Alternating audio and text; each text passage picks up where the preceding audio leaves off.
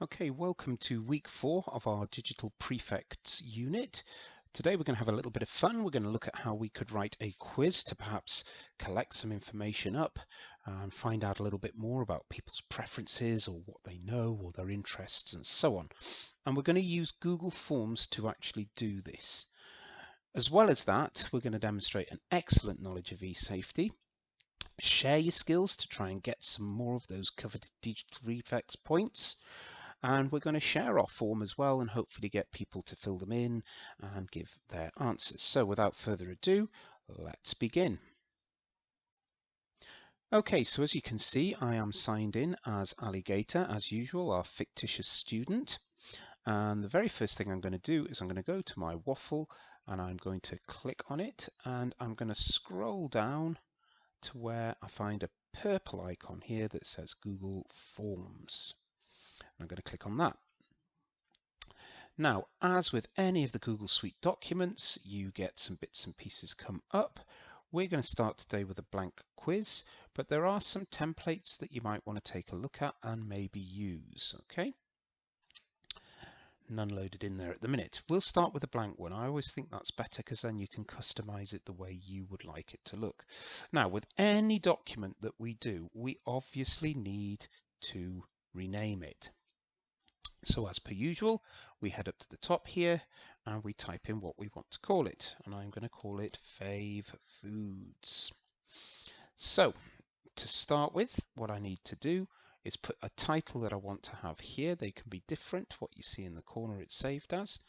I'm going to put Our Fave Foods.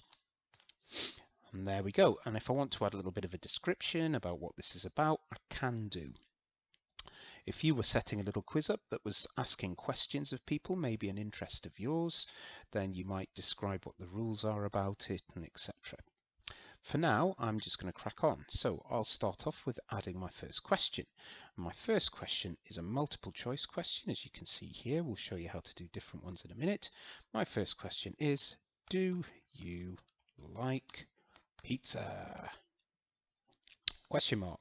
Now you can see straight away, because it's all very clever, it's asked me if I want yes, no, or maybe, or if I want all of those options.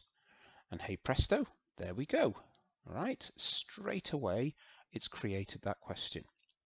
Now again, because Google's pretty clever, I can make a copy of that question if I want to ask something similar. So I make a copy, and then I could just change it to say, do you like sushi? Yum. Okay, there we go. Yes, no, maybe. All right. Now, next up, I'm going to show you how to make a question where you might want to write an answer. So again, I'll click on duplicate and I'm going to put, what is your favorite food? Question mark. Now, instead of multiple choice, I'm going to ask for a short answer. There we go. And then when the person who has set this quiz wants to answer it, they can put their answer there. Now, if you're doing a little quiz, what you can do is you can create an answer key. Now, these questions aren't really very good for this, so I'm going to create just a completely new question.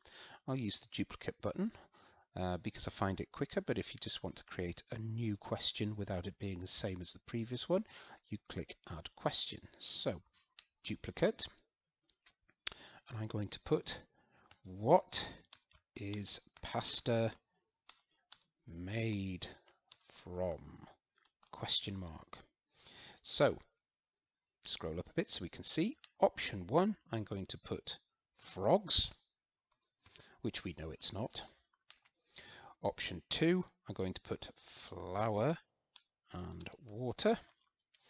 And finally, option 3, you can keep adding as many as you want. I'm going to put bananas. Hope if I could spell bananas. Now, what I can then do is I can create an answer key. So we'll give 1 mark for this one, and we choose the correct answer. And then we click Done. So that when somebody answers this and they've finished their quiz, it will immediately tell them what the answer is. Now, if we go back to the answer key, we can give answer feedback as well.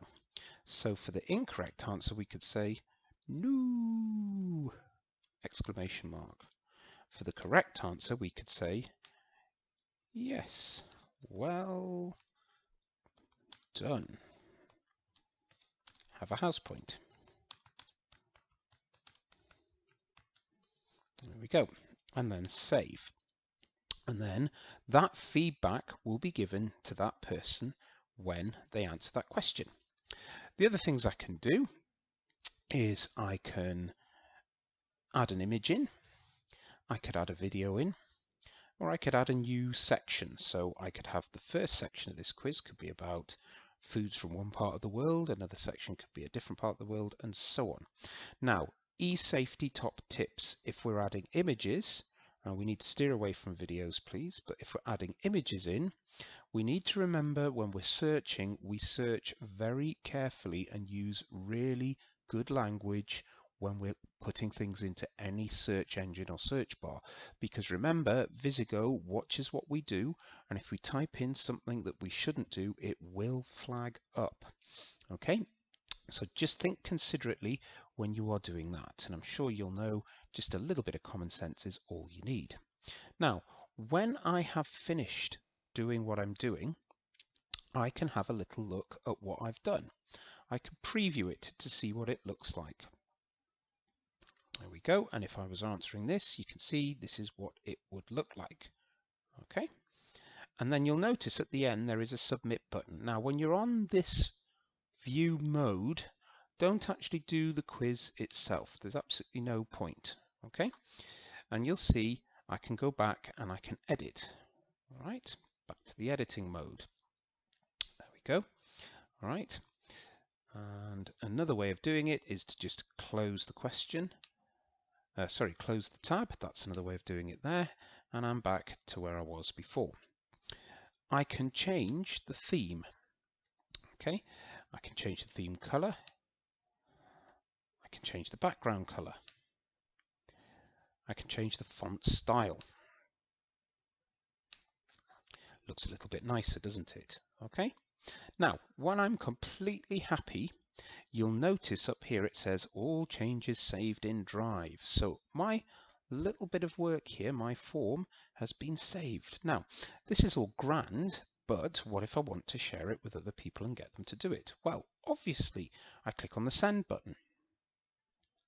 Here we go. So, again, I'm not going to type any in. You will need to type in the emails of friends that you would like to do this, and it will send it to them via email. So once you've done it, your email, that's where you need to go and check. So you might need to send your message to one of your friends and remind them that they need to check their Gmail to actually have a go at this. So you would type in firstname.secondname@gosscentral.co.uk, and you can type in more than one person. Obviously, you can type in as many as you can or you want.